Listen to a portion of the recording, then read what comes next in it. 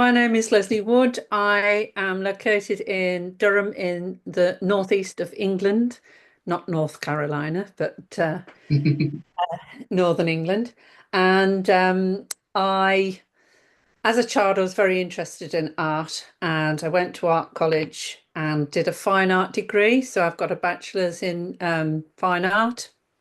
I then went on to do a teaching um, postgraduate certificate, and I spent many years teaching in secondary schools, so 11 to 18 schools, mostly 11 to 16, teaching a variety of different arts from year seven, which is 11 to 18. Um, I also did another certificate. I took a year out and then worked with special needs kids and worked in a moderate learning resource for some time. So I had a long teaching career, and through that time, I tried to keep up with my creative practice, which is incredibly difficult when you're teaching. But I would regularly attend live classes, drawing figures, because that's the thing I really enjoy, and also keeping sketchbooks and journals throughout that time. But I couldn't really concentrate on my ideas until I retired, which was a few years ago, and I decided to devote myself to my creative practice. I was painting at the time and I was adding collage to it, to my work.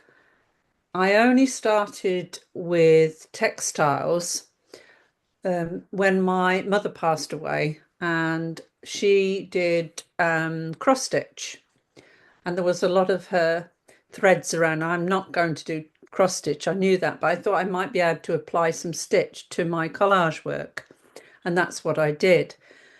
I'd not really done any kind of embroidery before. At school, you would do um, stitching, you making clothes and things, useful stuff, not particularly creative.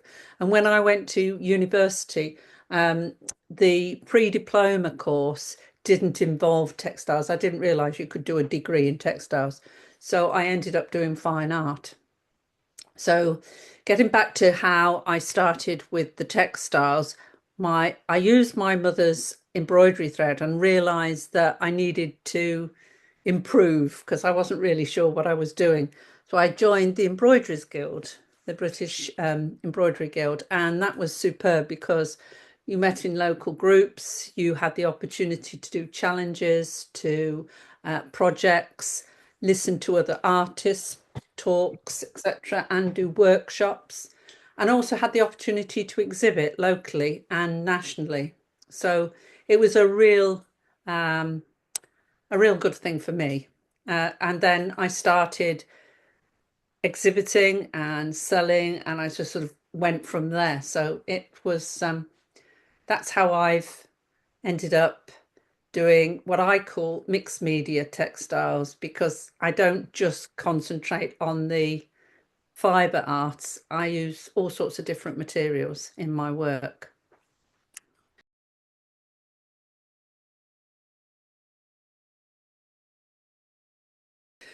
Well, along with the threads, I had a lot of fabrics passed down to me and photographs through the family. I inherited quite a few things, and I don't know if this is in America, but I should imagine it is. I mean, table linens, domestic textiles would be handed down. So I had these Mhm. fabrics, so I thought I would paint on them and also stitch on them. So, and also they have, I believe they have memories within them. You kind of pick up a piece of clothing and it reminds you of a particular incident or people or whatever. And these pieces of textiles that I inherited had stains and little darns and things like that. And I just kind of let my imagination go on that. So the cloth can inspire me, but I also are interested in words and how they have different meanings. So both those things combined um, give me the inspiration to develop those ideas into figurative, or in the case of the birds, that also comes from words as well as actually the birds themselves.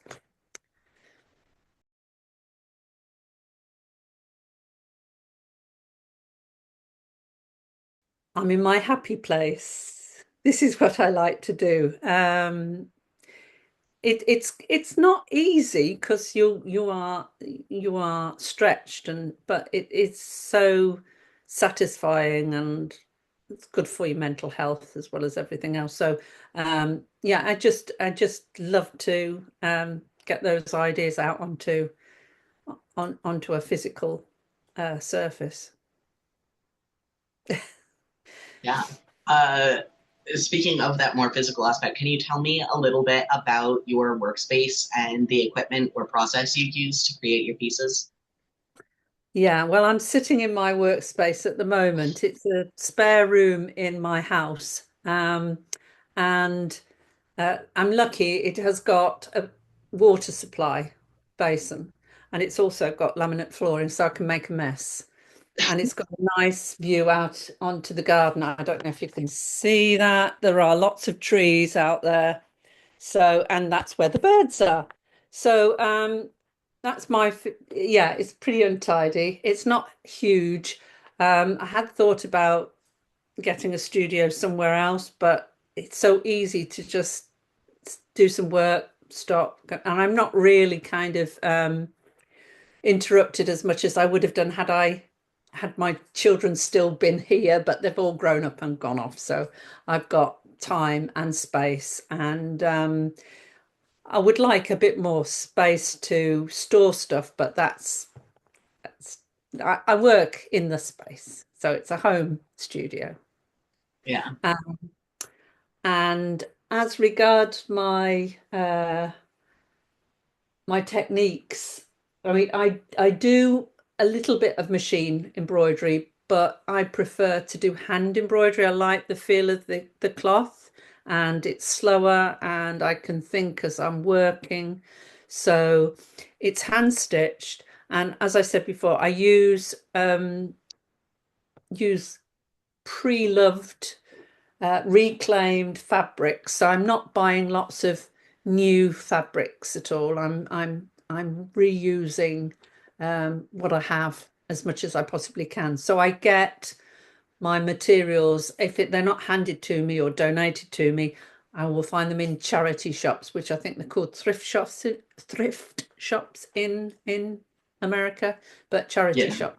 So it's amazing what you can find there. So I use that, and that's really just my process. And I will add paint. I also like to add other materials. I live near the coast, so there are things like sea glass and sea pottery that I add to my work, beads and all sorts of embellishments. But it's a case of I don't like to use new. I like to reuse things that are around.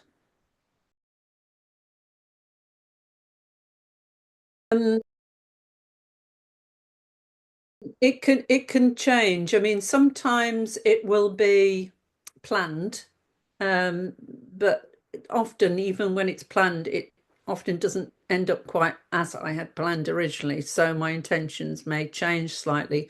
When it came to the piece that is in the Aviary exhibition, it started off with me wanting to do a piece that included magpies. I have quite a few magpies around here, and I like watching them. They're quite an interesting bird. They're not the pretty, well, they're not the nicest of birds because they pinch the other birds' eggs and things, but they're very striking and easily recognizable. And we have in Britain a rhyme that, well, there's lots of myths um, around magpies. And we have a rhyme in Britain: one for sorrow, two for joy, three for a girl, four for a boy, five for silver, six for gold, seven for a secret never to be told. It does go on further than that, but I decided that I wanted to do a piece that involved one for sorrow. So if you spot a magpie, you some people say hello, Mr. Magpie, and all this so that they don't get bad luck. It's all sort of strange. Anyway, I decided I was going to make one piece, one magpie, and indicate that it was for sorrow. So I have the magpie with a chain in its beak, with a little picture dangling from that, with an eye, a human eye that is crying. So that was one for sorrow. I wanted to keep it monochrome, so decided to do it in black and white and shades of grey. And to create the bird, I cut out little snippets of fabric and stitched them to the background. Once I did one, I was really pleased with it, and I thought, oh, I'm going to try and do two. And it just went on and on and on, and I decided to stop at seven. Um, Mm.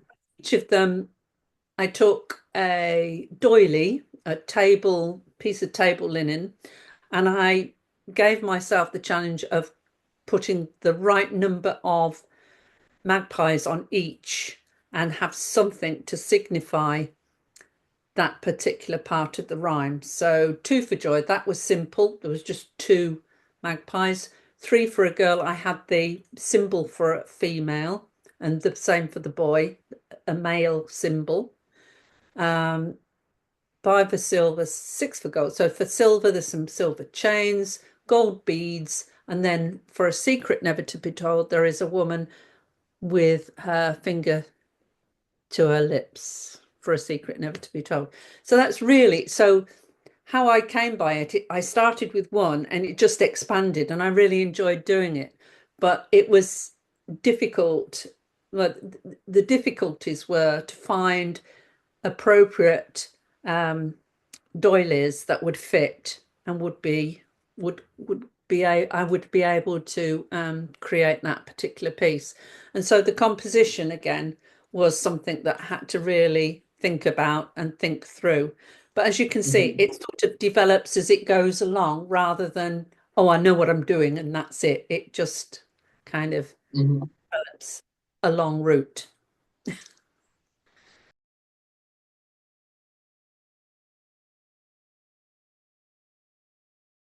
Well, again, that it's very difficult to say because sometimes things go awry and I have to rejig it. But I think the first one that I did probably took mm, about a week to a fortnight just thinking it through. And I think the thinking time is quite significant compared to the actual stitching and Yeah. finding the fabrics and everything else and dyeing the fabric. So it was probably nearer 2 weeks.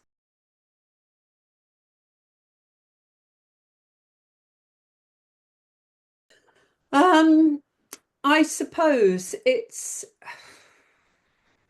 it may be um tr I you see I like to do figures, and so it's I don't like to overdo it. So I like sometimes I like to leave the flesh uh transparent, showing the fabric underneath. Some of my work I've got spaces left so that I can see the fabric that it's stitched on. I don't really want to cover it completely with stitch.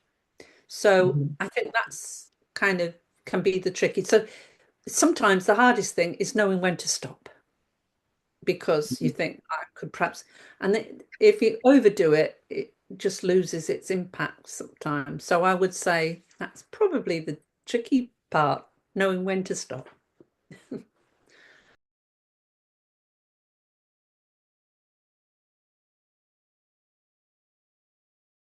Um, First time abroad, I've exhibited work. Um, I've had pieces in Dublin and I've had pieces all over the UK, but and I've also sold stuff abroad to people. But that's the first time I've had it in a traveling exhibition like that, and that's just been wonderful. I've just really enjoyed the idea of it, sort of flying across America.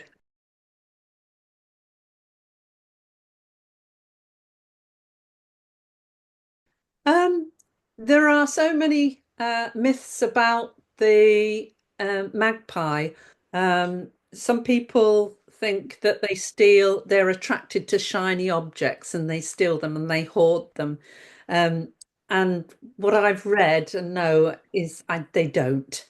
They will go after other birds' eggs, but I've not, although I have been in a situation where a woman swore blind that her ring was stolen from her dressing table at home. So maybe that's true. I don't know. So that's one thing. And also, that idea of hoarding, people call themselves magpies.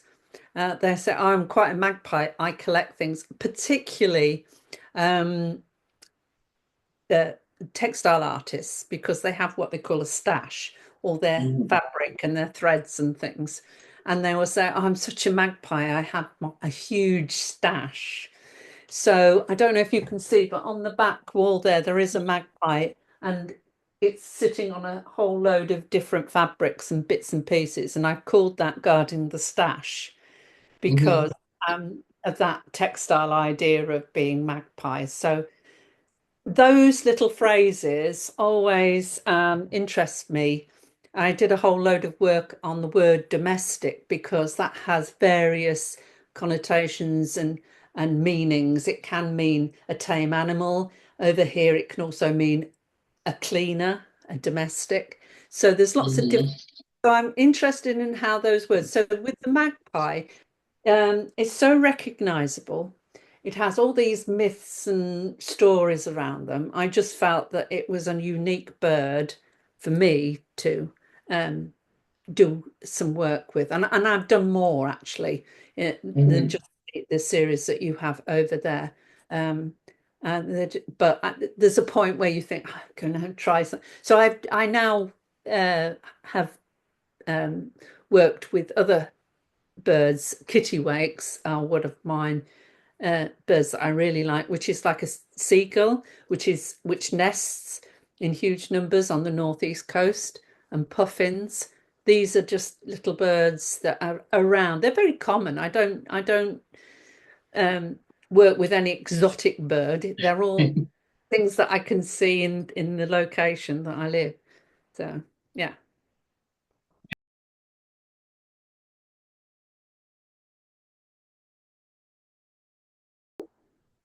that an ordinary piece of domestic fabric can have another life and maybe also give them an idea of a rhyme that they might not be familiar with and go and have a look for it. But they'll also, I'm sure, recognize the magpies themselves. And most people, even if they don't like the magpies, do admire their plumage, which has a sort of iridescence to it. Although Yeah. that doesn't really come across in mine because I use little bits of satin and stuff, um, because I wanted to keep it monochrome.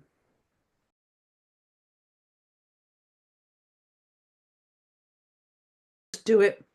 And if you've got a like-minded group of stitchers, go and join the group because for me, joining the embroidery guild was that extra step to trying out something different from my painting. I mean, I still paint, but I really do enjoy stitching. And these ladies, even though they're not into exhibiting their own work, have got such skill and knowledge and will help you out. And it's such sitting and stitching and chatting is such a lovely activity because it can be quite isolating because embroidery takes quite a long time, and if you're sitting on your own, it can feel quite lonely. So join a group.